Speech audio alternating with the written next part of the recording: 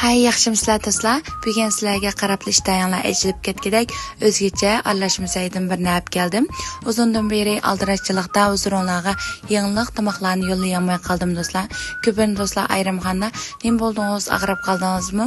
Film yo'llamadingizmi deb ko'ngil bilgan bo'ldinglar. Ko'pdan ko'p rahmat do'stlar. Buningdan keyin kuchimning yetishicha sizlarga yangilik bo'lgan mazmunlarni chiqarib berish uchun taxambak terishiman. Bugun sizlarga mana ko'rib turganinglardek intay yeshik bo'lgan sayni olib keldim.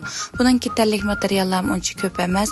Avval muvofiq miqdordagi tuxumlarni chiqib tayyorlab olgandan keyin qazimiz azroq may qo'yamiz. May qizgandan keyin tuxumni qo'yib, tuxum toz ko'pib chiroyli qizarg'ich pishirib elib olgandan keyin qazig'iga yana azroq may qo'yamiz. May qizgandan keyin tayyorlab olgan piyozni solamiz. Piyozni aralashtiribla buning sho'xini sizib, sho'xining suvi chiqquncha bir qo'rib olamiz.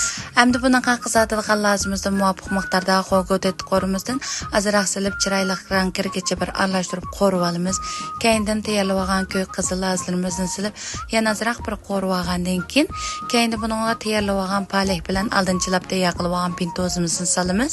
Bularni bir aralashtirib, tuxumni silib, tuxumni 1 minut atrofida bir qo'rib olamiz.